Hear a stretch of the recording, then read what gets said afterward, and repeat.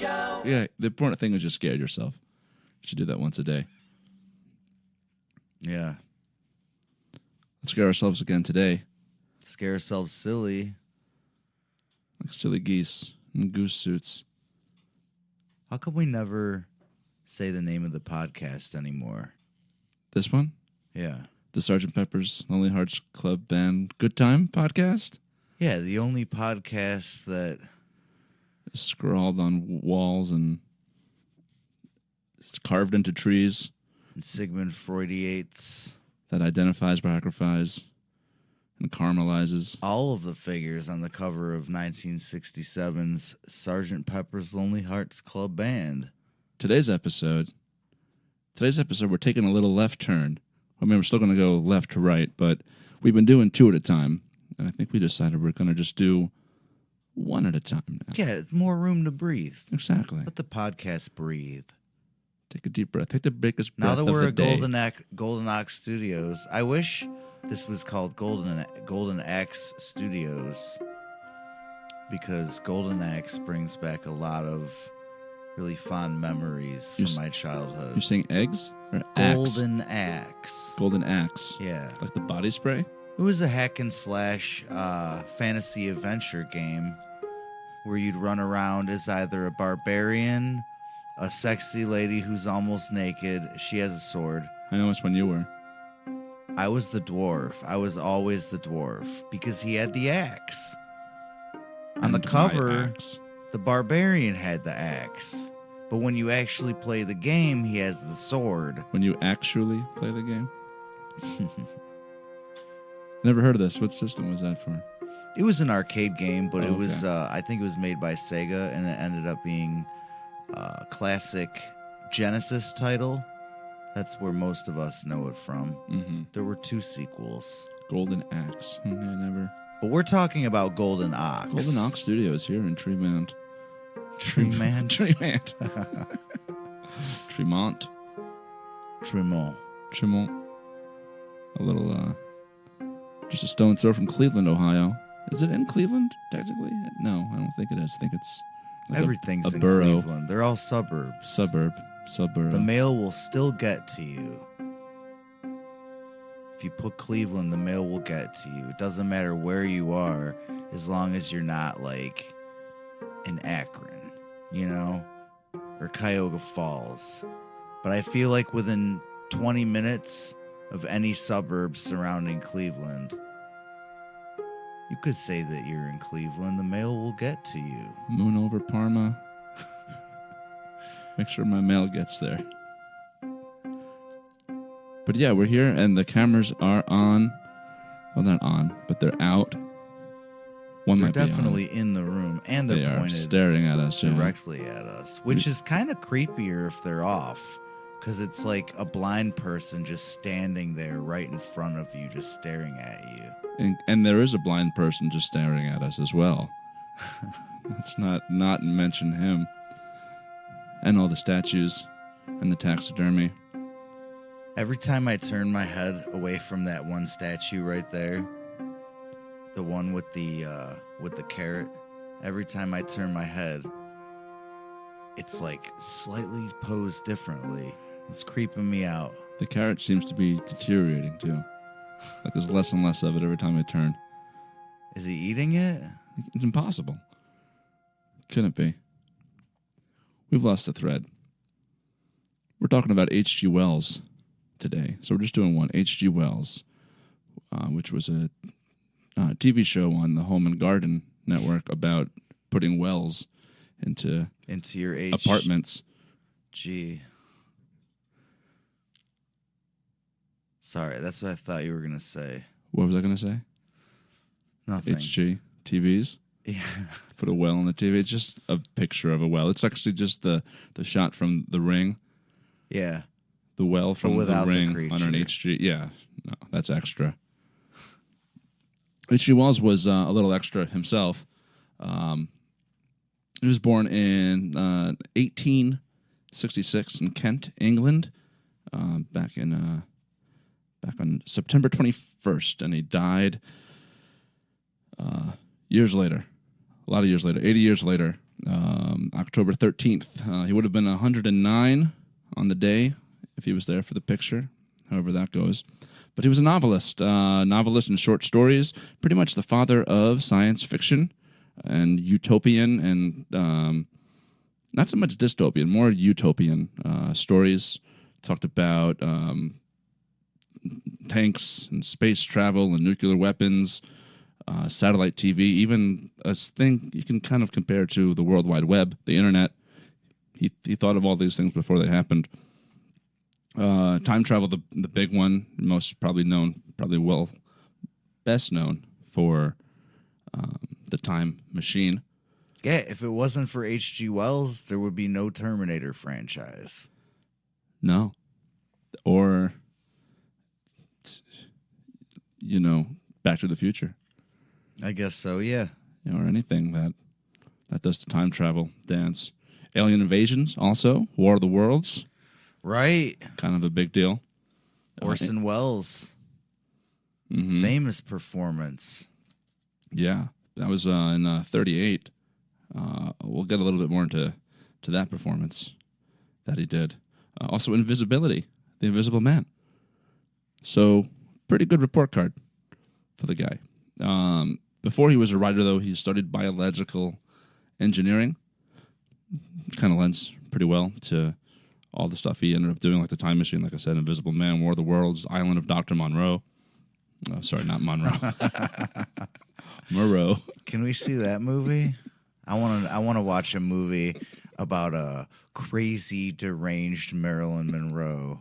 Just an island. Yeah, who's like cloning human beings with animals. If you're gonna make a clone, so that she could have new furs, but she wants hybrid human animal furs. She wants the glossiest skin. She doesn't have to put the Vaseline on every time. It's like Cruella de Vil meets The Island of Dr. Moreau, starring Marilyn Monroe.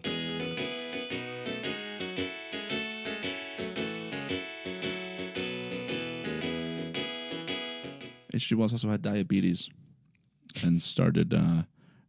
It's not supposed to be a joke.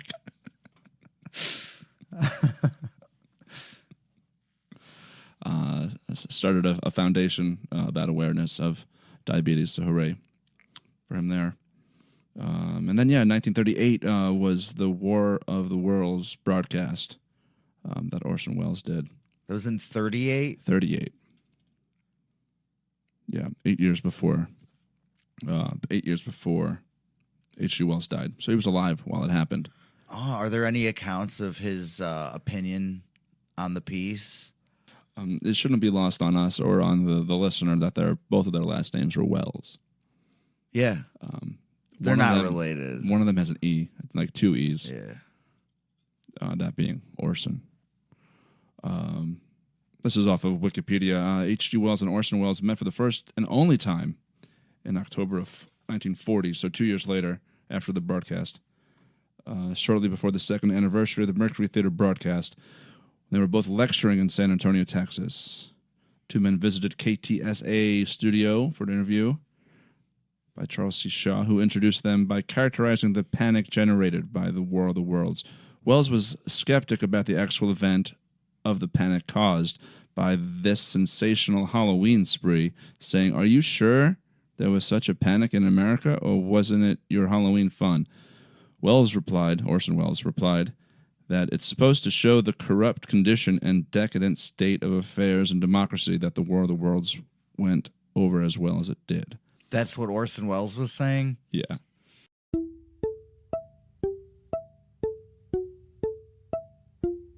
A lot of people definitely died, right? No one died. You know who did die? H.G. Wells died. Yeah. Not from that. It's from the diabetes. Complications from it. But he got cremated. He's by the English Channel. And there's a plaque there that says, "I told you so, you damned fools." Is that what it says? Yeah. That's pretty sweet. Pretty sweet. I'm glad he's on the cover. He's basically the, it's like a river. The channel? Yeah. So he's just that channel now because they put his remains in there and then put a plaque there. Yeah. He's floating and sinking, When I die, swimming, doing little I tumble want to be turns cremated, but I want to have my remains, on the cover of my Time ashes. magazine. No. I want them to be flown out to Hollywood. That way they can be scattered all over someone's face in a romantic comedy mishap.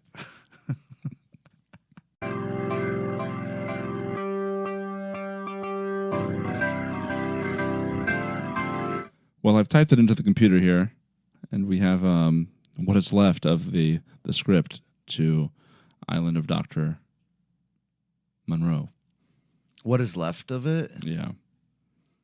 Oh. What's lost to the ashes of time? So there was a full screenplay. Of At course. some point, Of course okay. there was, yeah.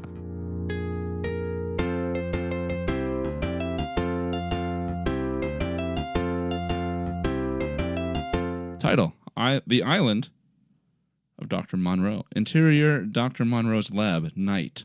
The lab is dimly lit, filled with strange scientific equipment and vials of mysterious substances. Dr. Monroe, a brilliant but eccentric scientist, stands before a massive machine humming with power. At last, the perfect creation. She pulls a lever, and the machine springs to life. The sound of electricity crackling fills the room. Inside the machine, we catch a glimpse of a shimmering, human-like figure taking shape. Exterior: isolated island. Day. A secluded island, shrouded in fog and mystery. A boat approaches the shore carrying Oliver, a curious journalist, and Alex, a seasoned sailor. What kind of place is this? It feels eerie. I've heard stories about this island, lad. It's said that Dr. Monroe conducts strange experiments here. Experiments? Like what? Rumor has it that he creates... Wait, hold on. Rumor has it that she creates clones of the iconic Marilyn Monroe. Oliver chuckles, thinking it's just a wild tale.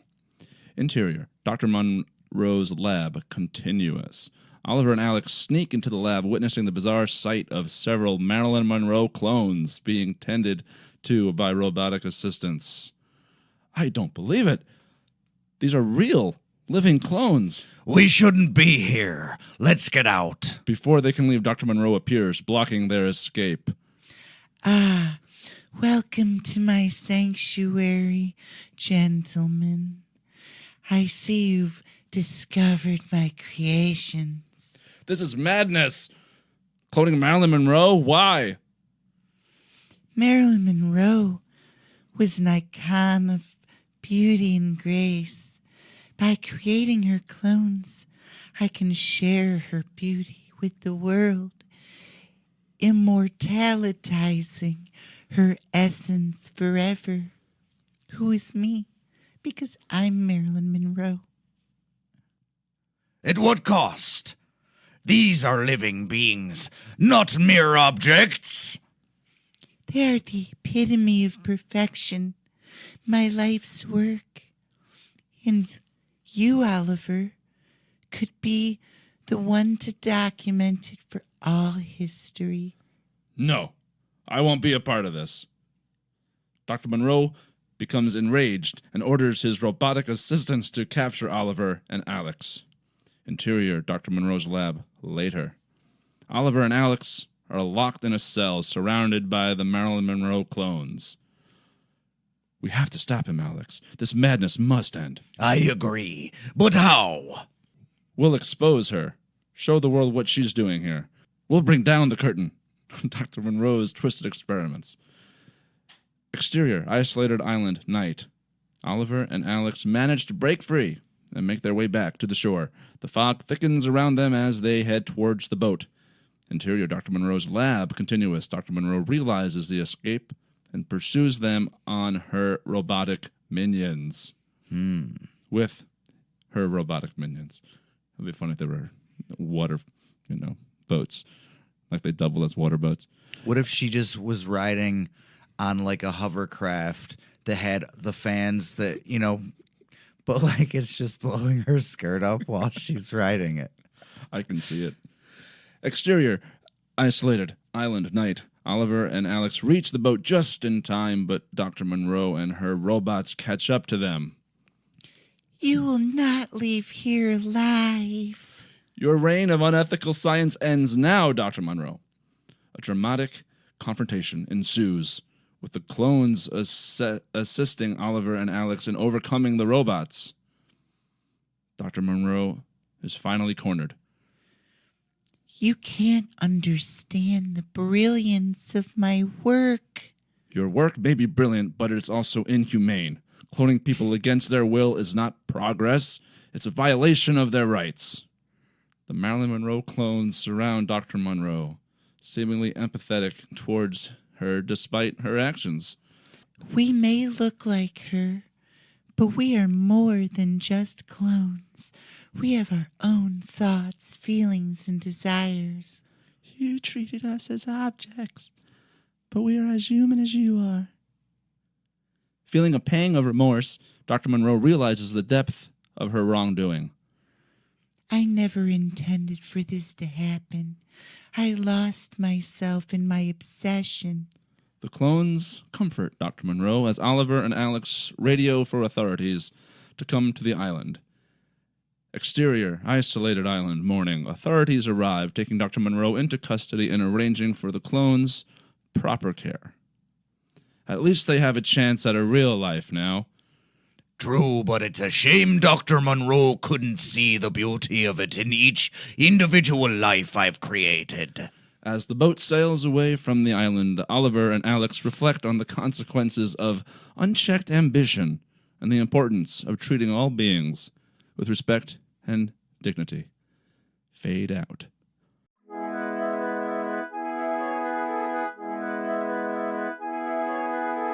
I have no idea what happened in that story. No? Who's Oliver and Alex? Why is Oliver a fisherman? I mean, why is Alex a fisherman? He has the boat, and Oliver is just a journalist, I guess. That's my take. He needed to get to the island So Oliver hired a fisherman to take him. because he had the boat. Maybe, Are these characters from the original story? I don't know. I haven't read it or seen it.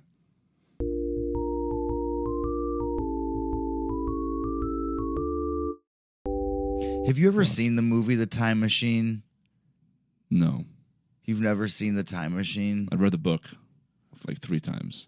That It's a movie great- is so crazy. I feel like I could still watch it, like, and be actually entertained by it. It was like in the 2000s. Or No, like late 90s, or then it was in the 60s. Oh no, don't even know about that. Yeah, there's these like little creatures called Morlocks, Mm-hmm.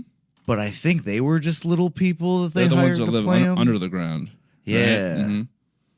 But they were like all blue, I think, and they had long, scraggly hair, and their eyes were fake. Like their whole faces were fake, but they were just like little people running around, if I remember correctly. But like he's punching them and just beating the shit out of them because they're so small. And then there's like an Indiana Jones face melting moment, which is pretty awesome. But like instead of the face like actually melting and there being blood and skull and everything, it's rotting because he's traveling through time with like one of the Morlocks is like knocked unconscious, but like on the time, like in the time machine while he's taking it back into the future, and it's just like rotting away, and there's maggots. It's pretty tight, that movie.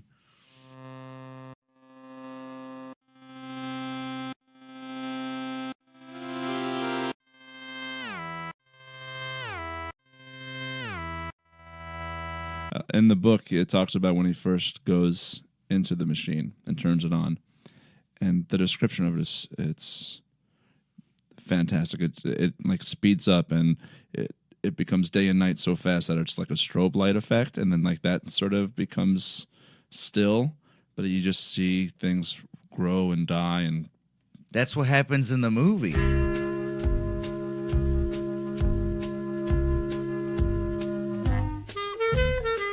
when this spiral hits 88 rounds per minute, you're gonna see some.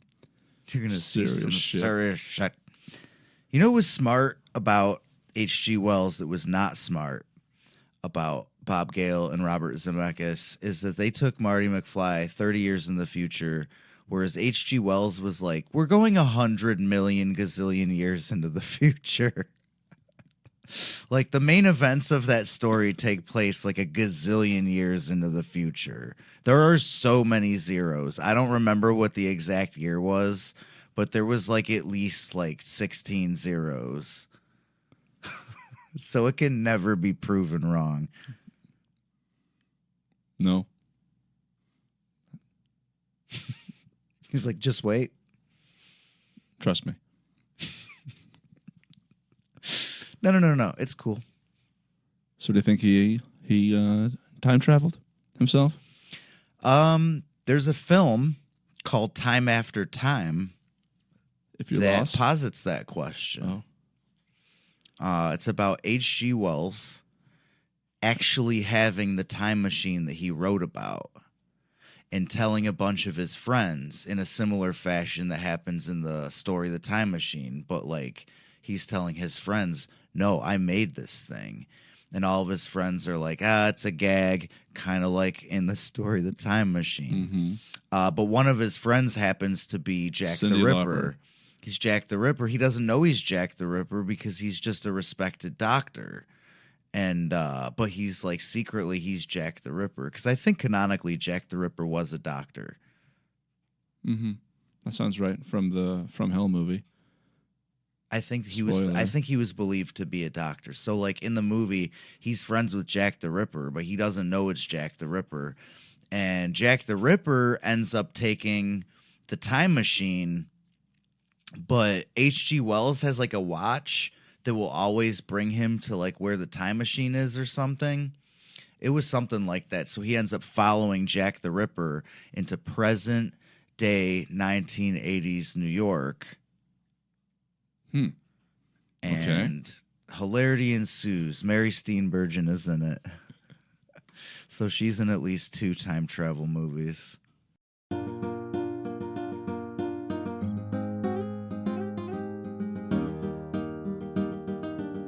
Who would we replace H.G. Wells with on the cover?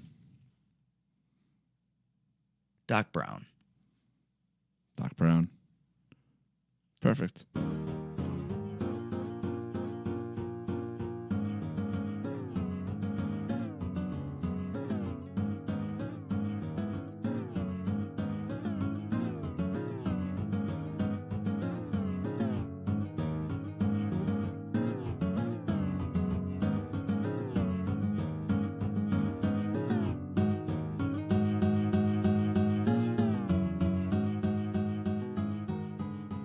Oh, before we forget and move on to the next episode here, we have corrections to do and make up for lost, missing information. A couple episodes back, we talked about Wallace Berman.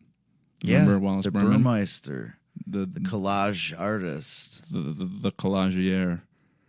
Yeah, we never replaced him. We got so excited talking about Marilyn Monroe. Well, he invented zines, right? And evidently, yeah. So Yeah, he invented like the little zine. chat books, you know. Big user of the Kodak copy machine. Really put it through its paces. Killed a lot of trees. A lot of good trees died that day, Dan. A lot of good trees down. And he was a collage artist. What if we just make it the actual Sgt. Pepper's Lonely Hearts Club Band album cover? Since it in itself is a collage. I like this. Like a thumbnail of it. Yeah. Brilliant. That's a collage. Yeah, I like that a whole lot. And then that makes the picture recursive. It never ends. It really doesn't end. Well, it would. No, it wouldn't. Well, is it going to be of the 1967 cover or the one that we're making? I think it would have to be this one. The original. Yeah. Oh, okay. Or if it's just one of... Well, why what can't it be we're the one that making now. we're making? And then it'll just go on forever and ever and ever. I like that In forever and ever. perpetuity. We're Or on they something. could alternate. You could look at the one and it could be the real one. because like when it's like ours, right? You imagine looking at ours, and as you're bringing it close to your face, you look at the original one that's like, on the spot that it should be. Mhm. And as that gets close to your face and you zoom in on that little one, you see ours on that one spot. It's just ours. It's just there for some reason on the original cover. And then you keep zooming, Keep zooming. and then the original cover is on that spot again. And it just keeps going and going and going like a fractal, you Yeah, know? It for just keeps sure. branching off new branches that branch off the same thing over and over again. It's And- a really great space for it too. Leo Gorcey's never there. Never. Never.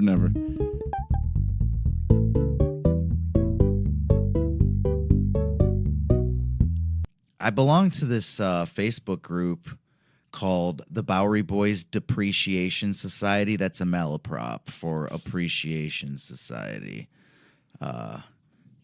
Sort of an in-joke because Leo Gorcey was known for using a lot of malaprops because he couldn't talk good. Just like Oliver Yeah. Hardy. Well, no, the other one. Little Laurel. Stan Laurel. Yeah, Yeah, Stan Stan Laurel, Laurel would screw up his words a lot too. But on this page, I post the question as to like why, if anyone had like some uncommon knowledge that I was doing this podcast, I just wanted to know if anyone had any like rationale for why he wouldn't want to do that. I was like, did he hate the Beatles? Did he just not realize how big they were? Was he destitute? And this one guy answered me. He said, "My guess, none of the above. Leo was a smart businessman, and he had a chip on his shoulder. He fashioned the deal with Monogram, and it was a good deal for him. Otherwise, he would have ended up another broke comic working for someone else, like Abbott and Costello or the Three Stooges, prior to their late career 60s comeback. I'm sure Leo got offers from time to time, and his standard response would have been, 'Okay, how much?' In this case, when told nothing, but just think of the exposure of being in a Beatles album. It wouldn't surprise me if Leo said, 'Exposure? A guy could die from ammonia from exposure. Call me back with a fee. Tell the mop flops to cough up a sawbuck each,' and then hung up." Tell the mop tops. To cough up a sawbuck each. Sawbuck each. I don't know what a sawbuck is, but I guess Leo Gorcey Sounds would like have. $100. All right.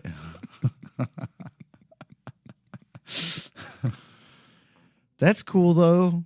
I mean, maybe he wouldn't give a crap. Maybe if Yeah. he was here now. There's he- how many people on the cover? They're never going to see me. Yeah. If I'm it's all the just way in the me- back. If it's just me, well, then maybe. He's also in the back row. Oh, on the top row? Yeah. The back row, you mean. Not the top row, the The back, back row. Yeah. Next to Hunts Hall? Yeah. Hunts Hall should be behind me, not next to me. Next week, we dive back into the Eastern mysticism and, not really mysticism, but the Eastern spirituality with Sri Paramahansa Yogananda.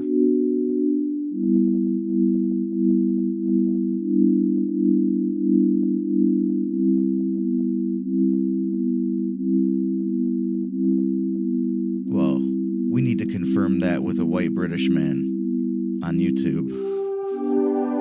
We do. We'll do that. And then we'll see you next week on Sgt. Pepper's Lonely Hearts Club Band Good Time Podcast.